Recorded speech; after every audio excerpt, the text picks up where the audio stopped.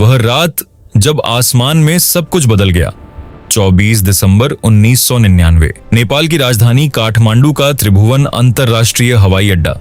Christmas की छुट्टियों का समय, एयरपोर्ट पर हल्की ठंड, भीड़ में खुशियों का शोर और हर चेहरे पर घर लौटने की बेचैनी। लेकिन उसी भीड़ में कुछ चेहरे ऐसे भी थे जिनके इरादे बाकी सबसे अलग थे। इंडियन एयरलाइंस की फ्लाइट IC 814 काठमांडू से दिल्ली के लिए उड़ान भरने वाली थी। 176 यात्री, जिनमें परिवार, बच्चे, बुजुर्ग और कुछ नए नवेले शादीशुदा जोड़े भी शामिल थे। सब कुछ सामान्य लग रहा था, लेकिन कोई नहीं जानता था कि ये फ्लाइट कुछ ही घंटों में भारत के इतिहास की सबसे खौफनाक घटनाओं में बदलने वाली है। विमान ने दोपहर करीब 4 बजे उड़ान भरी। आसमान साफ था और सब कुछ सामान्य। फिर उड़ान के लगभग 30 मिनट बाद अचानक केबिन के अंदर हलचल शुरू हुई। कुछ लोग उठे, उनके हाथों में हथियार थे। एकदम से शोर, चीखें और डर का माहौल बन गया। कोई अपनी जगह से नहीं हिलेगा, ये विमान अब हमारे कब्जे में है। ये शब्द जैसे ही पूरे केबिन में गूंजे, हर यात्री का दिल दहल गया। ये एक हाईजैक था। 5 हथियारबंद आतंकवादियों ने इस विमान को अपने कब्जे में ले लिया था। किसी को समझ नहीं आ रहा था कि आखिर ये हो क्या रहा है। जो लोग अभी कुछ मिनट पहले हंस रहे थे, अब उनकी आंखों में सिर्फ डर था। एक माँ अपने बच्चे को सीने से लगाए रो रही थी। एक बुजुर्ग आदमी भगवान का नाम जप रहा था और कुछ लोग चुपचाप अपनी सीट पकड़कर बैठे थे, जैसे हर सेकंड मौत उनके करीब आ रही हो। लेकिन ये तो सिर्फ शुरुआत थी। आतंकवादियों ने पायलट को आदेश दिया, विमान को लाहौर ले जाओ। लेकिन पायलट ने बताया कि विमान में ईंधन सीमित है, वो सीधे लाहौर नहीं पहुंच सकता। तब आतंकवादियों ने नया आदेश दिया, अमृतसर उतारो। भारत की जमीन, अमृतसर एयरपोर्ट। विमान को वहां लैंड कराया गया। यही वो मौका था जब भारत इस पूरे खेल को खत्म कर सकता था। लेकिन जो हुआ वो आज भी एक बड़ा सवाल बनकर खड़ा है। विमान रनवे पर खड़ा था, आतंकवादी अंदर, 176 लोग उनकी बंदूक की नोक पर और बाहर भारतीय सुरक्षा एजेंसियां। लेकिन कोई कार्रवाई नहीं हुई। समय धीरे धीरे बीत रहा था। आतंकवादी बेचैन हो रहे थे।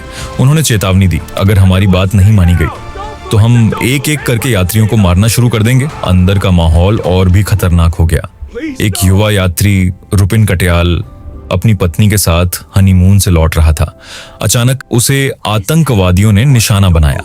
उस पर हमला किया गया। वो बुरी तरह घायल हो गया। पूरे विमान में चीखें गूंज उठी, लेकिन कोई कुछ नहीं कर सकता था। वो खून से लथपथ पड़ा था और धीरे धीरे उसकी सांसें थमने लगीं।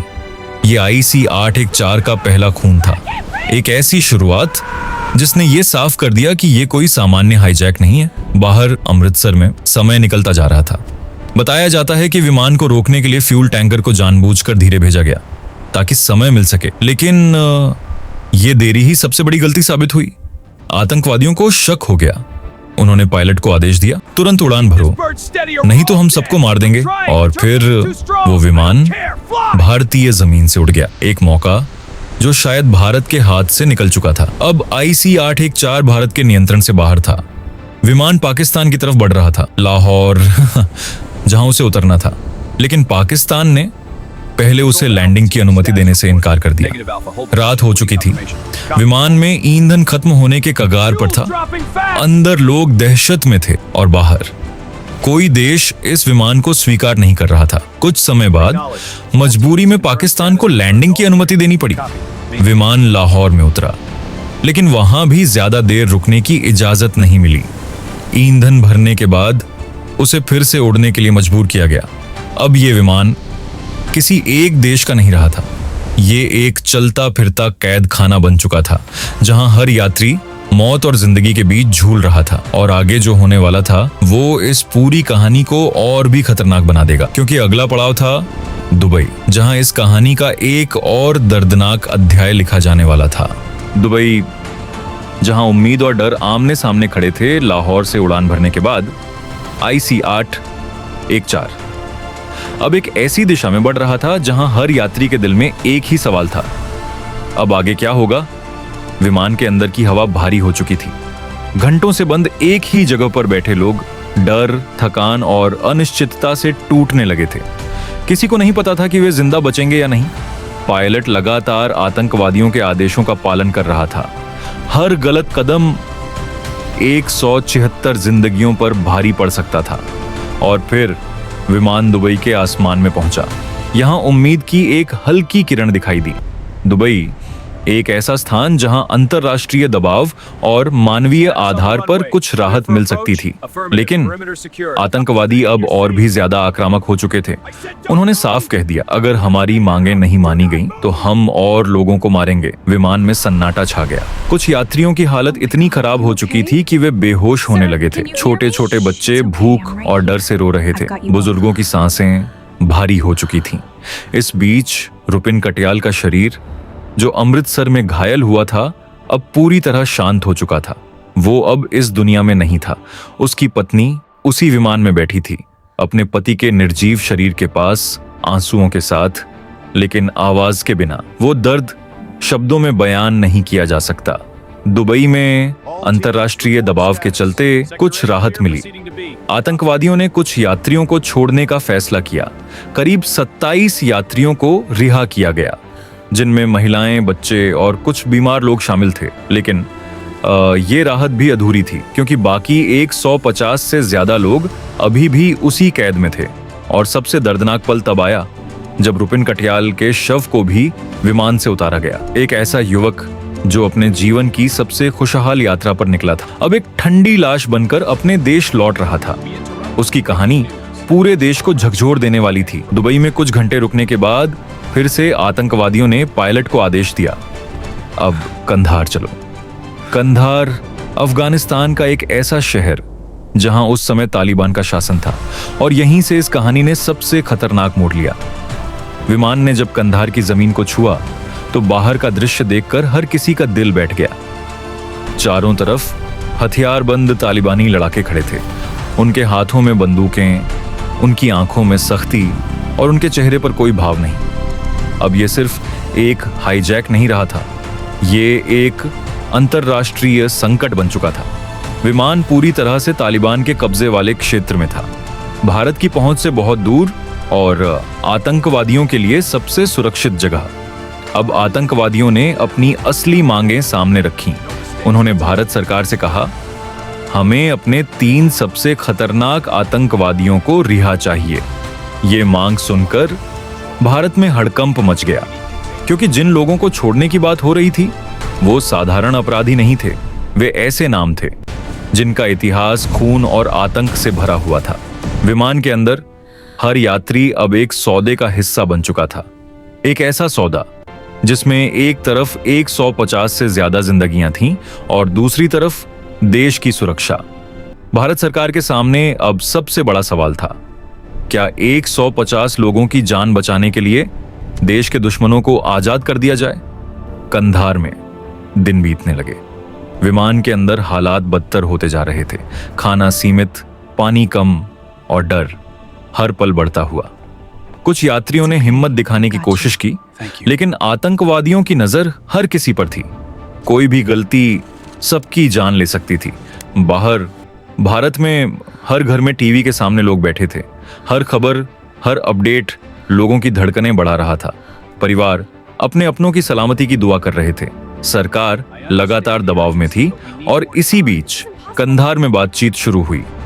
भारतीय अधिकारी तालिबान और आतंकवादियों के साथ बातचीत कर रहे थे, लेकिन ये बातचीत आसान नहीं थी। हर शब्द, हर फैसला एक नई दुविधा पैदा कर रहा था, क्योंकि यहाँ सिर्फ एक विमान नहीं था। यहाँ भारत की इज्जत, सुरक्षा और भविष्य दांव पर था। और इस पूरे संकट के बीच एक ऐसा फैसला लिया जाने वाला था जो आने वाले कई सालों तक भारत की राजनीति और सुरक्षा को प्रभावित करेगा। कंधार, जहां फैसले सिर्फ कागज पर नहीं, इतिहास में लिखे जा रहे थे। कंधार एयरपोर्ट, रेगिस्तान के बीच खड़ा एक ऐसा स्थान जहां उस समय सिर्फ 2 चीजें मौजूद थीं, खामोशी और बंदूकें। IC-814 वहीं खड़ा था। उसके अंदर 150 से ज्यादा लोग, जो अब सिर्फ यात्री नहीं थे, बल्कि एक ऐसे खेल का हिस्सा बन चुके थे जिसमें हर चाल जानलेवा थी। दिन गुजरते जा रहे थे। हर सुबह एक नई उम्मीद लेकर आती और हर रात उस उम्मीद को तोड़कर चली जाती। विमान के अंदर हालात अब बेहद खराब हो चुके थे। घंटों तक बैठे रहने से लोगों के शरीर जवाब देने लगे थे। खाना सीमित था, पानी भी गिनकर दिया जा रहा था।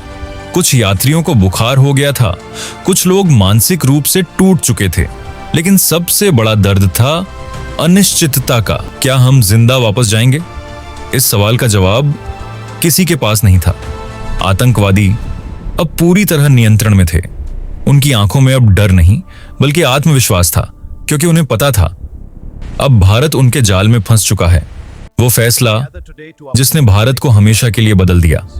कंधार एयरपोर्ट, ठंडी हवाएं, चारों तरफ फैली रेत और बीच में खड़ा IC-814।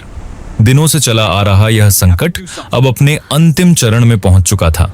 भारत सरकार ने फैसला ले लिया था, 3 आतंकवादियों को रिहा किया जाएगा। यह कोई साधारण निर्णय नहीं था। यह एक ऐसा फैसला था जिसे लेने से पहले हर पहलू पर विचार किया गया, लेकिन अंत में 150 से ज्यादा जिंदगियों का भार हर तर्क पर भारी पड़ गया। दिल्ली में एक विशेष विमान तैयार किया गया। उसमें बैठाए गए वो 3 नाम जिनका अतीत आतंक से भरा हुआ था। पहला, मौलाना मसूद अजहर। दूसरा, अहमद उमर सईद शेख। तीसरा, मुश्ताक अहमद झारगर। ये तीनों अब आजाद होने वाले थे। भारत का विमान इन आतंकवादियों को लेकर कंधार के लिए रवाना हुआ।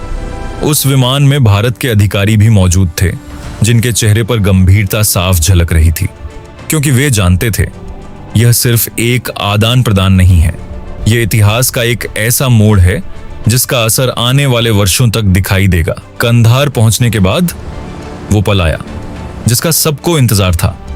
हाईजैक किए गए विमान के पास तालिबान के लड़ाके तैनात थे। आतंकवादी अपनी शर्तों के पूरे होने का इंतजार कर रहे थे और फिर भारत का विमान उतरा। धीरे धीरे वो तीनों आतंकवादी बाहर निकाले गए। हर कदम जैसे समय को धीमा कर रहा था। एक तरफ 150 मासूम लोगों की जान और दूसरी तरफ 3 ऐसे चेहरे जिनकी आजादी भविष्य में और खून बहा सकती थी। आदान प्रदान शुरू हुआ। आतंकवादियों को सौंप दिया गया और फिर IC-814 के दरवाजे खुले। एक एक कर यात्री बाहर आने लगे। उनके चेहरे थके हुए थे, लेकिन आंखों में एक ही भाव था, हम बच गए। कुछ लोग जमीन को छूकर रो पड़े, कुछ अपने परिवार को याद करके फूट फूट कर रोने लगे और कुछ बस खामोश खड़े थे, जैसे अभी भी यकीन नहीं हो रहा हो। वो 60 दिन जो उन्होंने उस विमान में बिताए थे, उनकी जिंदगी हमेशा के लिए बदल चुके थे। लेकिन इस राहत के पीछे एक सच्चाई छुपी थी। वो 3 आतंकवादी अब आजाद थे और आने वाले सालों में उनमें से एक नाम फिर से भारत के जख्मों को हरा करने वाला था। मौलाना मसूद अजहर, जिसे इस डील में रिहा किया गया था, उसने बाद में एक संगठन खड़ा किया, जैश-ए-मोहम्मद, और इसी संगठन का नाम बाद में कई बड़े आतंकी हमलों से जुड़ा। इतिहास जैसे खुद को दोहराने लगा था। भारत वापस लौटे यात्री अपने साथ सिर्फ यादें नहीं बल्कि एक गहरा डर भी लेकर आए थे। उनकी कहानियां, उनके अनुभव पूरे देश को सोचने पर मजबूर कर रहे थे। क्या यह फैसला सही था? यह सवाल आज भी उठता है। कुछ लोग कहते हैं अगर वो फैसला नहीं लिया जाता तो शायद 150 लोग जिंदा नहीं बचते। तो कुछ कहते हैं इस फैसले ने आतंकवाद को और हिम्मत दी। सच क्या है? शायद इसका जवाब इतना आसान नहीं है, लेकिन एक बात साफ है, IC-814 का यह हाईजैक सिर्फ एक घटना नहीं था। यह एक ऐसा मोड़ था जिसने भारत की सुरक्षा नीतियों, कूटनीति और सोच को हमेशा के लिए बदल दिया। इसके बाद एयरपोर्ट सिक्योरिटी से लेकर आतंकवाद के खिलाफ रणनीति तक हर चीज में बदलाव आया, क्योंकि अब भारत समझ चुका था आतंकवाद सिर्फ बंदूक से नहीं बल्कि दिमाग से भी लड़ा जाता है। और कभी कभी सबसे कठिन लड़ाई वो होती है जिसमें आपको अपने ही फैसलों के साथ जीना पड़ता है। कंधार की उस ठंडी रात में जब आखिरी यात्री ने विमान से बाहर कदम रखा, तब यह कहानी खत्म नहीं हुई थी। असल में यहीं से एक नई कहानी की शुरुआत हुई थी। एक ऐसी कहानी जिसके असर आज भी महसूस किए जाते हैं और शायद आने वाले समय में भी होते रहेंगे। में भी